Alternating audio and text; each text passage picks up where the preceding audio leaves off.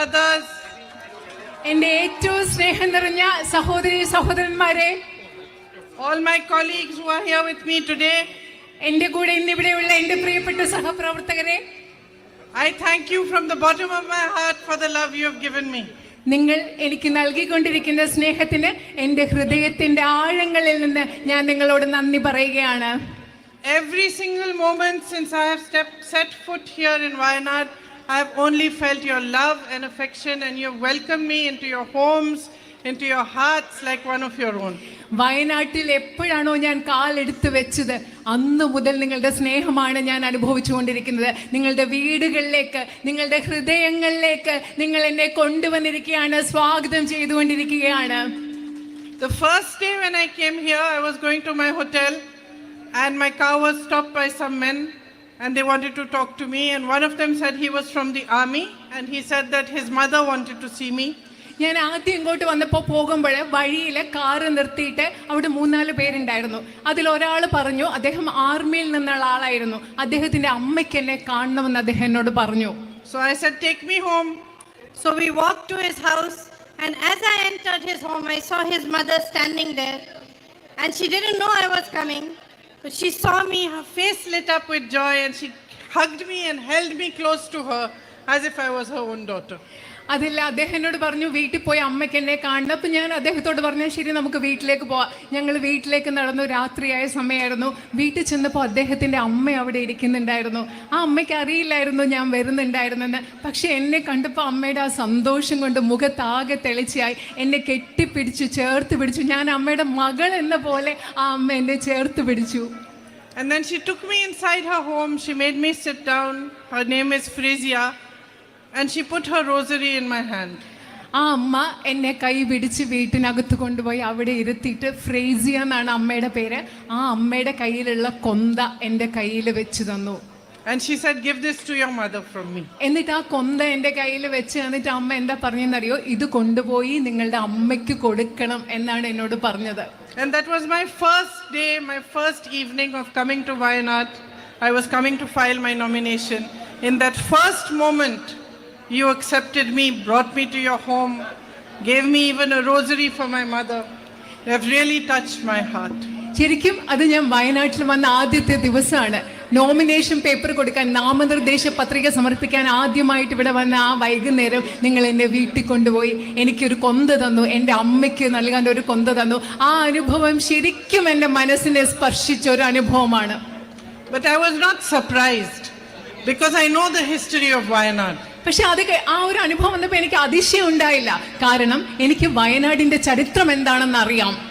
I know how the people of Wayanad have always stood for what is right. എനിക്കറിയാം എങ്ങനെയാണ് വയനാട്ടിലെ ജനങ്ങളായ നിങ്ങൾ ഓരോരുത്തരും എല്ലാ കാലത്തും എന്താണോ ശരി അതിനുവേണ്ടി നിലകൊണ്ടിട്ടുള്ളവരാണെന്ന് എനിക്കറിയാം. In some ways you represent everything that is good about our country. ഒരർത്ഥത്തിൽ പറഞ്ഞാൽ വയനാട്ടുകായ നിങ്ങൾ ഓരോരുത്തരും ഈ രാജ്യത്ത്, ഇന്ത്യയിൽ ഏറ്റവും നല്ലതായിട്ട് എന്താണോ ഉള്ളത് അതിനെ പ്രതിനിധാനം ചെയ്യുന്നവരാണ് വയനാട്ടിലെ നിങ്ങൾ. You have a deep history. Your indigenous people fought against the British. നിങ്ങൾക്കൊരു ആഴമുള്ള ചരിത്രമുണ്ട്. ഇവിടുത്തെ തദ്ദേശീയരായ ജനങ്ങൾ ബ്രിട്ടീഷുകാർക്കെതിരെ പോരാടിയവരാണ്. And you have always lived in harmony. അത് മാത്രമല്ല, നിങ്ങൾ എല്ലാ കാലത്തും സാഹോദര്യത്തിലും ഐക്യത്തിലുമാണ് ജീവിച്ചിട്ടുള്ളത്. No matter which religion you have belonged to, you have lived as brothers and sisters. നിങ്ങൾ ഏത് മതത്തിൽപ്പെട്ട ആളുകളായിക്കൊള്ളട്ടെ, വയനാട്ടിലുള്ള ജനങ്ങൾ നിങ്ങൾ സഹോദരി സഹോദരന്മാരെ പോലെയാണ് എല്ലാ കാലത്തും ജീവിച്ചിട്ടുള്ളത്. And these are the teachings of all our religious leaders, whether it was Sri Narayan Guruji, whether it was our great earlier leaders before that, or our gurus. They have all taught that we should live in harmony, there should be equality, and everybody should move forward and progress together. ഇതാണ് നമ്മുടെ രാജ്യത്തെ ഏറ്റവും വലിയ മതത്തിന്റെ ഒക്കെ ഏറ്റവും വലിയ നേതാക്കളുടെ സന്ദേശം. ഇതാണ് ശ്രീനാരായണ ഗുരുവിനെ പോലെയുള്ള നേതാക്കളോ അതുപോലെയുള്ള മഹാന്മാർ നമുക്ക് പഠിപ്പിച്ചുള്ളത്. ഇതാണ് എല്ലാ മനുഷ്യരും സാഹോദര്യത്തോടും ഐക്യത്തോടു കൂടി ഏത് മതത്തിൽപ്പെട്ടവരായാലും ജീവിക്കണം എന്ന സന്ദേശമാണ് നമ്മൾ പഠിച്ചിട്ടുള്ളത്. These are the same values on which our freedom movement was led by Mahatma Gandhi ji. ഇതേ മൂല്യങ്ങൾ, സ്വാതന്ത്ര്യത്തിന്റെയും ഐക്യത്തിന്റെയും തുല്യതയുടെയും ഒക്കെ മൂല്യങ്ങളുടെ അടിസ്ഥാനത്തിലാണ് ശ്രീ മഹാത്മാഗാന്ധി നമ്മുടെ സ്വാതന്ത്ര്യ സമരം നയിച്ചതും മുൻപോട്ട് കൊണ്ടുപോയതും. He was inspired to fight for the truth by the Bhagavad Gita. അദ്ദേഹത്തെ സത്യത്തിന് വേണ്ടി പോരാടാൻ അദ്ദേഹത്തിന് പ്രചോദനം നൽകിയത് ഭഗവത്ഗീതയാണ്. And by the Holy Quran. അതുപോലെ തന്നെ ഹോളി ഖുറാനിലെ മൂല്യങ്ങളും അദ്ദേഹത്തിന് പ്രചോദനം നൽകി. And he was deeply inspired by Lord Jesus' Sermon on the Mount. അതുപോലെ തന്നെ ജീസസ് ക്രൈസ്റ്റിന്റെ യേശുദേവന്റെ പ്രഭാഷണത്തിൽ അദ്ദേഹം വളരെയധികം പ്രചോദനം ഉൾക്കൊണ്ടു. In fact, if somebody embodied what is written in the Bible in Corinthians 13, that whatever you do, unless you have love in your heart, it is of no value, it was Mahatma Gandhi. ബൈബിളിൽ Corinthians 13 പറയുന്നത്, അതായത് നിങ്ങൾ എന്ത് ചെയ്യുമ്പോഴും നിങ്ങളുടെ ഹൃദയത്തിൽ സ്നേഹമില്ലെങ്കിൽ അതിനൊരു മൂല്യമില്ല എന്ന് പറയുന്ന ആശയം ഏറ്റവും അധികം അർത്ഥവത്തായി ഉൾക്കൊണ്ടിട്ടുള്ളത് മഹാത്മാഗാന്ധി അല്ലാതെ മറ്റാരുമല്ല. And so when India became a free nation, it was those same values on which the Constitution of India was based. India ഒരു സ്വതന്ത്ര രാജ്യമായപ്പോൾ ഞാൻ നേരത്തെ പറഞ്ഞ ഇതേ മൂല്യങ്ങളുടെ അടിസ്ഥാനത്തിലാണ് നമ്മുടെ ഭരണഘടന രൂപവൽക്കരിക്കപ്പെട്ടത്. The values of love, equality, truth, justice, secularism, this was the basis of our nation. സത്യം, സ്നേഹം, തുല്യത, സമത്വം, മതേതരത്വം തുടങ്ങിയ മൂല്യങ്ങളുടെ അടിസ്ഥാനത്തിലാണ് ഈ രാജ്യത്തെ പടുത്തുയർത്തിയിട്ടുള്ളത്. And decades later today, our fight is for those values. ഇന്ന് നമ്മുടെ രാജ്യത്തിന് സ്വാതന്ത്ര്യം കിട്ടി ദശാബ്ദങ്ങൾ കഴിഞ്ഞ ശേഷം ഇന്ന് നമ്മൾ നടത്തുന്ന പോരാട്ടം ഇതേ മൂല്യങ്ങൾക്ക് വേണ്ടിയുള്ള പോരാട്ടമാണ്. You, the people of Wayanad, have shown the country the way.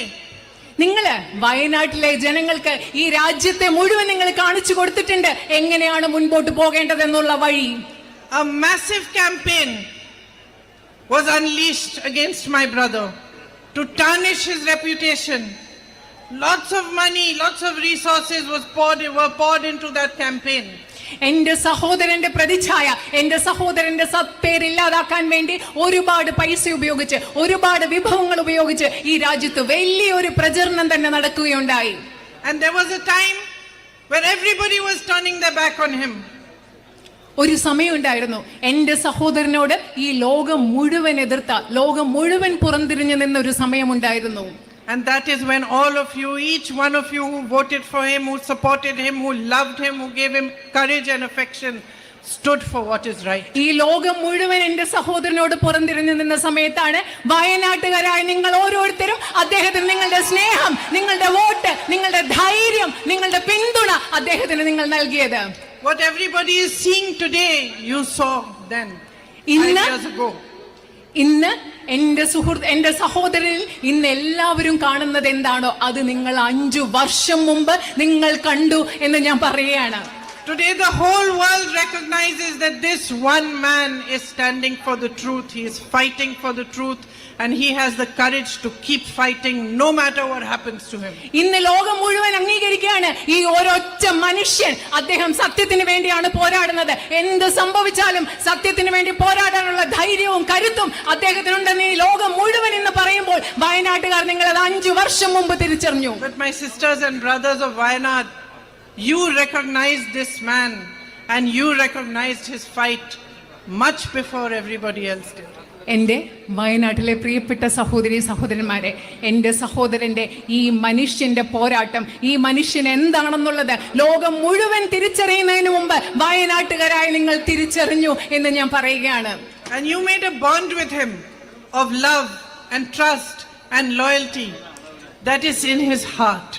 നിങ്ങൾ അദ്ദേഹത്തോട് സ്നേഹത്തിന്റെ, വിശ്വാസത്തിന്റെ, പരസ്പര വിശ്വാസത്തിന്റെ, സ്നേഹത്തിന്റെ ആഴമുള്ള ഒരു ബന്ധം നിങ്ങൾ അദ്ദേഹത്തോട് ഉണ്ടാക്കിയെടുത്തിട്ടുണ്ട്. ആ ബന്ധം അദ്ദേഹത്തിന്റെ ഹൃദയത്തിൽ എപ്പോഴുമുള്ള ഒരു ബന്ധമാണ്.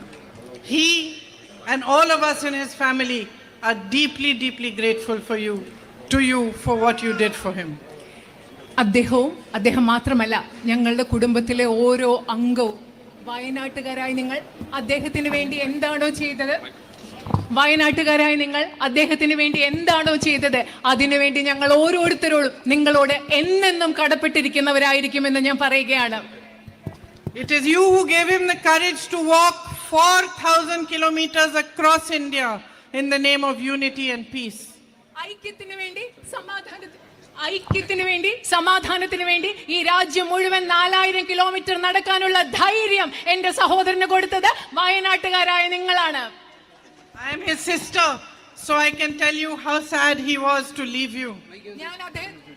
ഞാൻ അദ്ദേഹത്തിന്റെ സഹോദരിയാണ്. അതുകൊണ്ട് എനിക്കറിയാം വയനാട്ടിലെ നിയോജക മണ്ഡലം ഉപേക്ഷിച്ചു പോകേണ്ടി വന്നപ്പോൾ, നിങ്ങളെ ഉപേക്ഷിച്ചു പോകേണ്ടി വരാൻ അദ്ദേഹത്തിന് എന്തുമാത്രം വിഷമമുണ്ടെന്ന് അദ്ദേഹത്തിന്റെ സഹോദരിയായി എനിക്കറിയാം. And for me, there is no greater example than what kind of relationship people and their leaders should have than the relationship between Rahul and you. രാഹുലും നിങ്ങളും തമ്മിലുള്ള ബന്ധത്തിൽ ഉപരിയായി ഒരു നേതാവും ജനങ്ങളും തമ്മിലുള്ള ബന്ധം എങ്ങനെ ആയിരിക്കണം എന്നതിന് എനിക്ക് മറ്റൊരു ഉദാഹരണത്തിന്റെ ആവശ്യമില്ല. Because when politics becomes only about being powerful, only about staying in power by any means, whether it is dividing people, spreading hatred, spreading anger, creating situations like you have seen in Manipur and in other states, then the whole basis of politics becomes completely wrong. രാഷ്ട്രീയം എന്ന് പറയുന്നത് ഏത് വിധിയെയും അധികാരത്തിൽ നിലനിൽക്കുന്നതിന് വേണ്ടി, അധികാരം നേടുന്നതിന് വേണ്ടി ജനങ്ങളെ വിഭജിച്ചുകൊണ്ട്, നിങ്ങൾ മണിപ്പൂരിൽ കാണുന്നത് പോലെ ജനങ്ങളെ വിഭജിച്ചുകൊണ്ട് മുൻപോട്ട് പോകുമ്പോൾ രാഷ്ട്രീയത്തിന്റെ അടിസ്ഥാനം തന്നെ തെറ്റായി മാറുന്നു. When there is no respect for people, those very people who have put you in power, those very people who have put you in the position to be a minister or an MLA or an MP or a prime minister, when you lose respect for those very people, then you lose respect for the nation and for the country. നിങ്ങളെ മന്ത്രിയാക്കിയ, നിങ്ങളെ MLA ആക്കിയ, നിങ്ങളെ പ്രധാനമന്ത്രിയാക്കിയ ജനങ്ങളോട്, ഈ രാജ്യത്തെ ജനങ്ങളോടുള്ള ബഹുമാനം, നിങ്ങൾക്ക് അടിസ്ഥാന ബഹുമാനം നഷ്ടപ്പെടുമ്പോൾ നിങ്ങൾക്ക് ഈ രാജ്യത്തോടുള്ള അടിസ്ഥാനപരമായ ബഹുമാനമാണ് നഷ്ടപ്പെടുന്നത്. Today all of us standing on this stage in front of you know in our hearts that we can't stand here unless you support us. ഇന്ന് ഈ സ്റ്റേജിൽ നിൽക്കുന്ന എല്ലാവർക്കും, ഞങ്ങൾ എല്ലാവർക്കും ഹൃദയത്തിന്റെ ആഴങ്ങളിൽ അറിയാം, നിങ്ങൾ ഞങ്ങളെ പിന്തുണച്ചില്ലെങ്കിൽ ഈ വേദിയിൽ നിന്ന് നിൽക്കാൻ ഞങ്ങൾക്ക് പറ്റില്ല എന്നുള്ളത് ഞങ്ങൾക്ക് ആഴത്തിൽ അറിയാം. This is not our greatness or our power that we are standing here. It is your greatness, it is your power that we are reflecting back to you. ഞങ്ങൾ ഈ വേദിയിൽ നിൽക്കുന്നത് ഞങ്ങളുടെ മഹത്വമല്ല, ഞങ്ങളുടെ ശക്തിയല്ല, ഇത് നിങ്ങളുടെ ശക്തിയാണ്. നിങ്ങളുടെ ശക്തി കൊണ്ട്, നിങ്ങളുടെ മഹത്വം കൊണ്ടാണ് ഞങ്ങൾ ഇവിടെ നിൽക്കുന്നത്. നിങ്ങളുടെ ശക്തിയും മഹത്വവും പ്രതിഫലിപ്പിച്ച് നിങ്ങളിലേക്ക് തരികയാണ് ഇവിടെ നിന്ന് ഞങ്ങൾ ചെയ്യുന്നത്. But what are we seeing in our country? What kind of politics are we seeing today? For the last 10 years, what is it that we have all witnessed? പക്ഷെ നമ്മൾ ഇന്ന് നമ്മുടെ രാജ്യത്ത് എന്താണ് കണ്ടുകൊണ്ടിരിക്കുന്നത്? ഏത് തരത്തിലുള്ള ഒരു രാഷ്ട്രീയമാണ് നമ്മുടെ രാജ്യത്ത് കണ്ടുകൊണ്ടിരിക്കുന്നത്? കഴിഞ്ഞ 10 വർഷങ്ങളായി നമ്മൾ എന്തിനാണ് സാക്ഷിയായിക്കൊണ്ടിരിക്കുന്നത്? We have witnessed complete disrespect for the people of India. നമ്മൾ ഈ കഴിഞ്ഞ 10 വർഷങ്ങളായി കണ്ടുകൊണ്ടിരിക്കുന്നത് ഈ രാജ്യത്തെ ജനങ്ങളോട് പൂർണ്ണമായ ബഹുമാനമില്ലാത്ത ഒരവസ്ഥയാണ്. All the policies that the BJP government, Modi ji's government are making are being made for the benefit of his 5 or 6 big businessmen friends. Narendra Modi ഗവൺമെന്റിന്റെ എല്ലാ നയങ്ങളും അദ്ദേഹത്തിന്റെ 5 ബിസിനസ്സുകാരെ, വ്യവസായികളുടെ, സുഹൃത്തുക്കളുടെ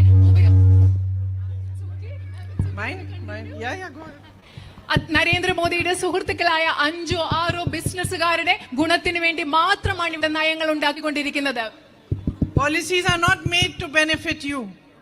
നിങ്ങളുടെ ഉപയോഗത്തിന് വേണ്ടിയല്ല, നിങ്ങൾക്ക് വേണ്ടിയല്ല ഈ രാജ്യത്തെ നയങ്ങൾ ഉണ്ടാക്കിക്കൊണ്ടിരിക്കുന്നത്.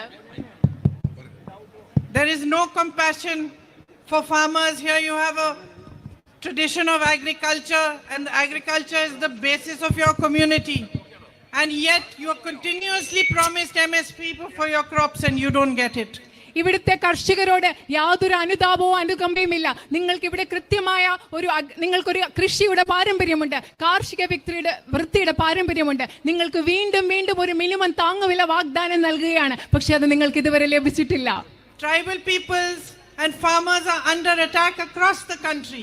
ഈ രാജ്യം മുഴുവനും നമ്മുടെ കർഷകരും ആദിവാസികളും ആക്രമിക്കപ്പെട്ടുകൊണ്ടിരിക്കുകയാണ്. Their lands are given to big business people. വലിയ വലിയ ബിസിനസ്സുകാർക്ക്, വ്യവസായികൾക്ക് ആദിവാസികളുടെ ഭൂമി എടുത്തു നൽകിക്കൊണ്ടിരിക്കുകയാണ്. And there is no thinking on how to make jobs for you, how to increase employment, how to give you better access for health, for education and all those needs that the government should be providing for.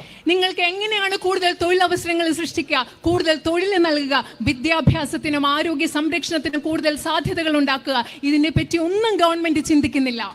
You were promised MSP for rubber, you still don't get it. You were promised a medical college.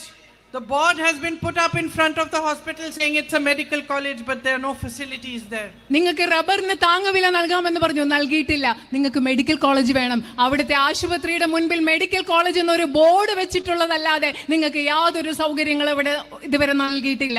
And when there is no respect for people and there is no respect for the strength that people give you, then politicians wake up in the morning and decide to make whatever rules they want and you have to abide by them. ഇപ്പോ ജനങ്ങളോട് നിങ്ങളോട് ബഹുമാനമില്ലാത്തപ്പോൾ, നിങ്ങൾ നേരിടുന്ന പ്രശ്നങ്ങൾ എന്താണെന്ന് മനസ്സിലാക്കാൻ താല്പര്യമില്ലാത്തപ്പോൾ രാഷ്ട്രീയക്കാര് രാവിലെ എഴുന്നേറ്റ് അവർക്ക് ഇഷ്ടമുള്ള തീരുമാനങ്ങൾ കൊണ്ടുവരികയാണ്. അത് നിങ്ങൾക്ക് അനുസരിക്കണം. അതാണ് ഇന്നത്തെ സാഹചര്യം. So all of a sudden you have demonetization, പെട്ടെന്ന് ഒരു ദിവസം നിങ്ങൾക്ക് ഈ രാജ്യത്ത് not നിരോധനമുണ്ട്, which affects deeply all these small businesses. അത് ഏറ്റവും കൂടുതൽ ആഴത്തിൽ ബാധിച്ചിട്ടുള്ളത് ഇവിടെയുള്ള ചെറിയ ചെറിയ കച്ചവടക്കാരെയും വ്യാപാര സ്ഥാപനങ്ങളെയുമാണ്. All of a sudden you have multiple GST, different taxes on different things that confuse you, that create more and more problems in your business. അത് മാത്രമല്ല, പെട്ടെന്ന് നിങ്ങൾക്ക് GST, ചരക്ക് സേവന നികുതി പോലെയുള്ള പല പല നികുതികൾ ഉണ്ടാവുന്നു. നിങ്ങളെ എല്ലാവരുടെയും ആശയക്കുഴപ്പത്തിലാക്കുന്ന പല പല നികുതികൾ ഉണ്ടാവുന്നു. All of a sudden a zone is declared ESA and villages are put into that zone without any proper reasoning or planning, and you have to abide by new rules. അത് മാത്രമല്ല, പെട്ടെന്ന് ഒരു ദിവസം പരിസ്ഥിതി ആഘാത പഠനം നടത്തി പരിസ്ഥിതി ലോല മേഖല പ്രഖ്യാപിച്ച് കുറെ ഗ്രാമങ്ങളെ അതിലേക്ക് പ്രഖ്യാപിക്കുകയാണ്. നിങ്ങൾക്ക് ഇതിന്റെ പിന്നിൽ ഒരു ആസൂത്രണവുമില്ല. നിങ്ങളെ ആകെ ആശയക്കുഴപ്പത്തിലാക്കുകയാണ്. There is so much that can be done here. Tourism can be developed so much more. വയനാട്ടിൽ ഒരുപാട് കാര്യങ്ങൾ ഇവിടെ ചെയ്യാനുണ്ട്. നിങ്ങളുടെ വിനോദസഞ്ചാരം ഇനി ഒരുപാട് നമുക്ക് വികസിപ്പിച്ചെടുക്കേണ്ടതുണ്ട്. Health facilities, education facilities can be improved, access can be improved. അതുപോലെ തന്നെ ആരോഗ്യ സംവിധാനങ്ങൾ, വിദ്യാഭ്യാസത്തിനുള്ള സംവിധാനങ്ങൾ മെച്ചപ്പെടുത്തേണ്ടതുണ്ട്. അതിലൊക്കെ പ്രവേശിക്കാനുള്ള സാധ്യതകൾ ഉണ്ടാക്കേണ്ടതുണ്ട്. I know you have a huge issue of human-animal conflict. Everybody should sit down, find solutions which work for all sides. എനിക്കറിയാം, നിങ്ങൾക്ക് ഇവിടെ മനുഷ്യ വന്യജീവി സംഘർഷം എന്ന് പറയുന്ന ഒരു വലിയ പ്രശ്നം പരിഹരിക്കാനുണ്ട്. ഒരുമിച്ച് ചേർന്ന് നിന്നുകൊണ്ട് അതിന് കൃത്യമായ ഒരു പരിഹാരം കണ്ടെത്തേണ്ടതുണ്ട്.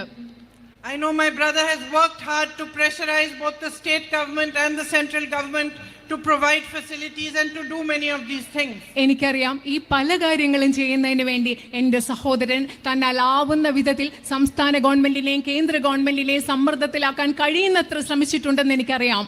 But the starkest example of a flawed politics is that when Wayanad went through such a terrible tragedy, when Rahul and I came here, I met with people who had lost their whole families, young children whose whole families had been wiped out, families whose whole livelihood, their homes, everything had been washed away by the landslide.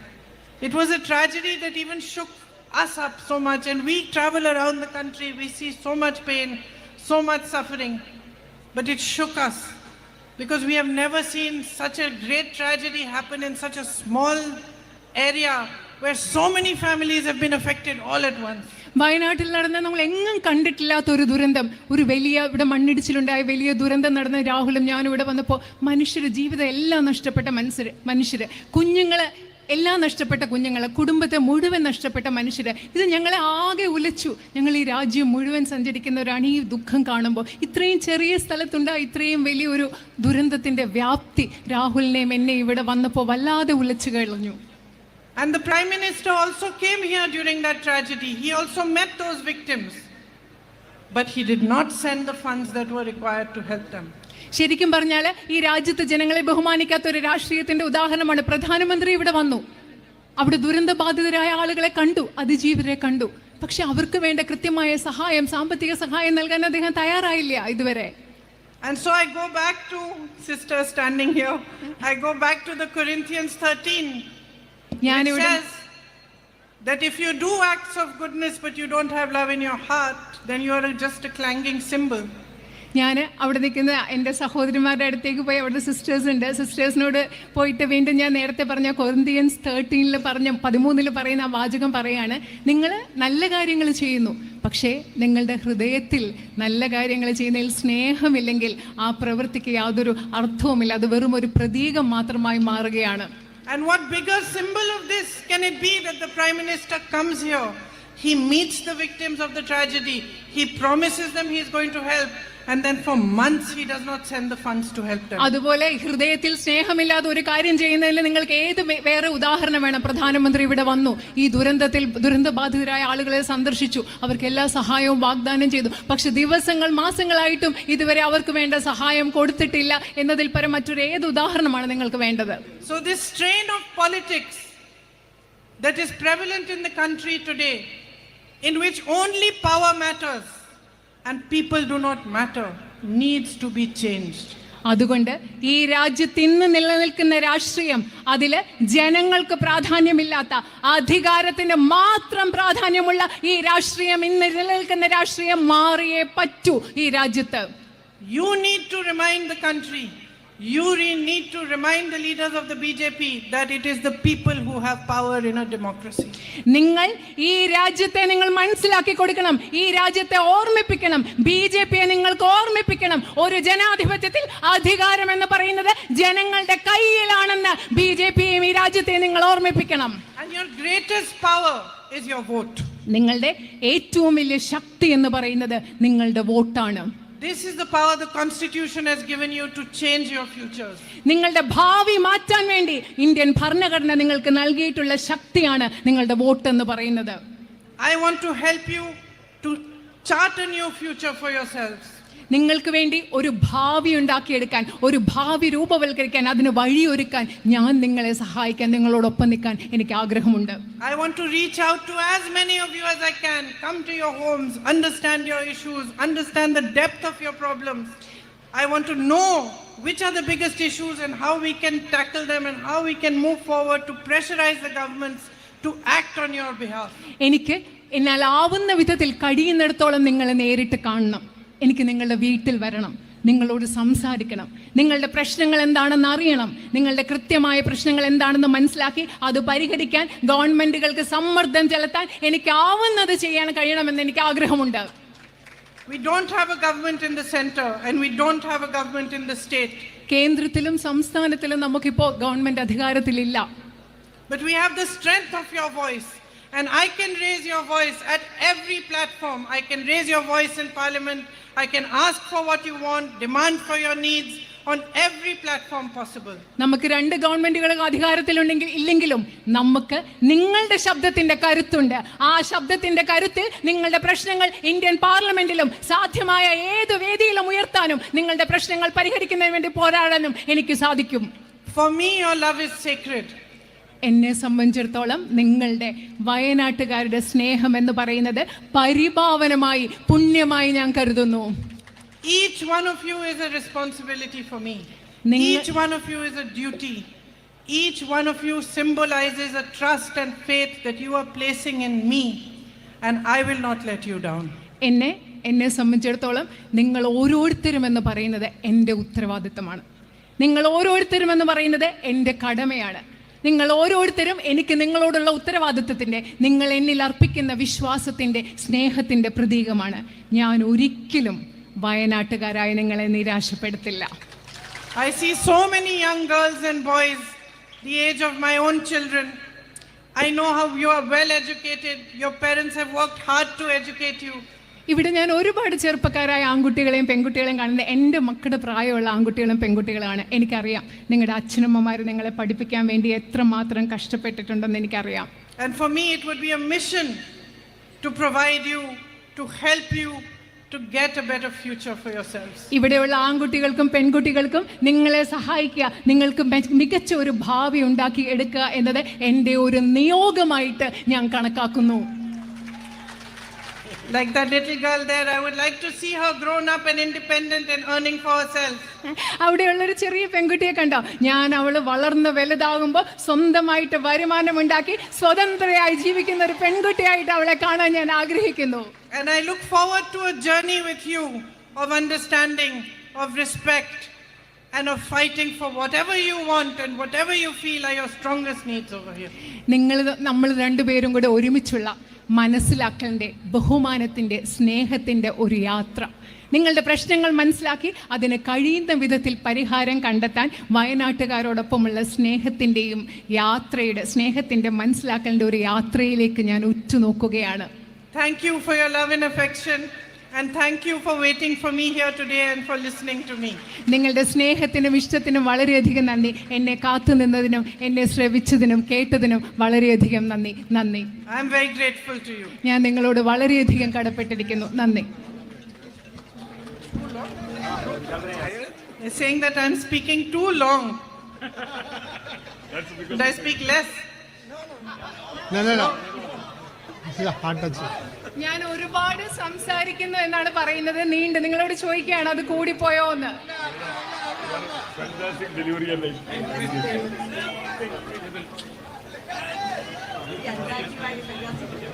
നമ്മുടെ ഈ മഹാസമ്മേളനത്തിൽ പങ്കെടുത്ത എല്ലാ പ്രവർത്തകർക്കും